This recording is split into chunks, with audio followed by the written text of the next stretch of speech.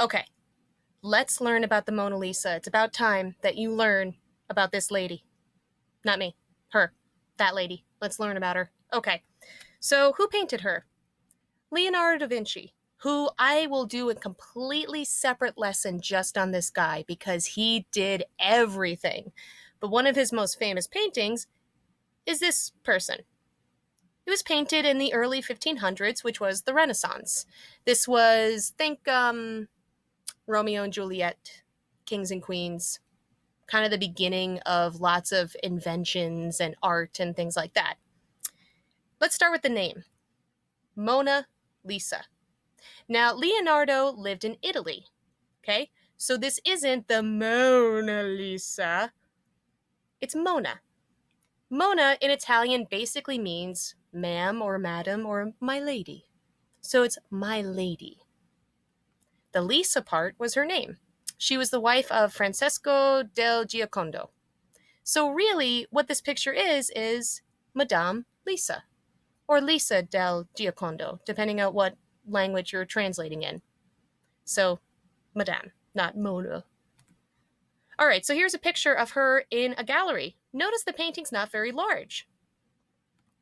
So why is it so famous? What makes it so special? It's a girl. It's a girl sitting in a chair. What is the big deal? Okay, well, first, it's time to learn some super big vocabulary words that you can impress your parents with. Okay, you ready? Her enigmatic expression. Enigmatic. What that means, enigmatic, is that it's difficult to understand. It's very mysterious. When people look at the Mona Lisa, they're not really sure if she's smiling or straight-faced, if she's serious, if she's upset. It's enigmatic. There's really no way to put your finger on it.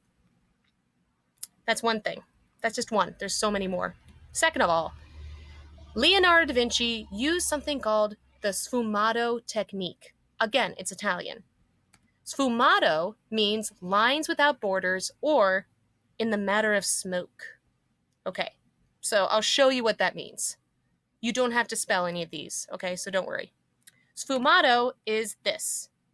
On the left is what paintings look like at the time. Notice the really heavy outlines around the face? Yeah. Sfumato is when you don't have any outlines, you blend those away. And so you can see in the matter of smoke, it has a very kind of like almost see-through, solid, but fleshy quality to it. Basically, his paintings looked very real because he wasn't outlining, he was just using the colors to create the forms on the face. Make sense? Okay. The third thing, the background. At the time, paintings of portraits did not have backgrounds in them. They just had a solid color or something really basic. But Da Vinci basically put an entire other painting in the background of Mona Lisa. You get two paintings in one. And not only that, but the landscape, he's kind of looking at it from above, which also wasn't done. How could he possibly do that? He's not a bird. Okay, so really crazy stuff happening even behind the lady. Okay, but one of the biggest reasons that it got really famous, somebody took it without permission. That's called stealing. Yeah, it was stolen.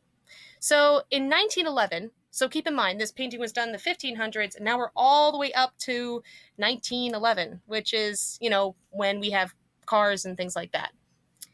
The painting was kept in the Louvre, which is in France. The Louvre is a very famous museum. And it wasn't even that famous. Artists really loved the painting. People in the art world understood it, but most people are like, the Mona what? Okay. Now, these three men hid in a supply closet the whole night. And then right before the museum opened, they took the Mona Lisa and all the security stuff around it off the wall, carried it out the door, got on a train, gone. Now, this was really good timing because the museum was under renovation, meaning they were going to tear down some walls, build some new ones. So people assumed that the painting was gone because they were going to do something to the wall behind it. So they didn't even know it was missing for over a full day, 29 hours. It's crazy. So it got a little tense. This is right before World War I. And so the people of France thought the people of Germany took the Mona Lisa. And they're like, You don't know what you're talking about.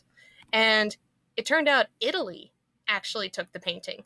3 Italian people who worked in the museum, one of them was the guy who installed all the security stuff around the painting, took it because they wanted to become rich. They wanted to sell it for money.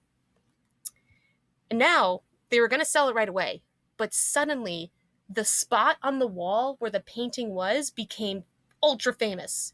People went to the Louvre just to look at a blank space on the wall. How crazy is that? So the guy couldn't sell it for 28 months. That's over a year. He finally did. And he's like, hey, I got this painting. And this guy was like, ooh, cool. I'll buy it.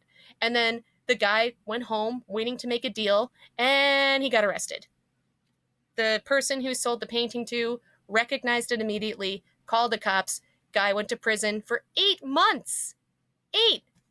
Dude, if you took the Mona Lisa now, Well, first of all, you want to know how much it's worth? You ready? It's the most expensive painting. $850 million. It's insured for that amount of money.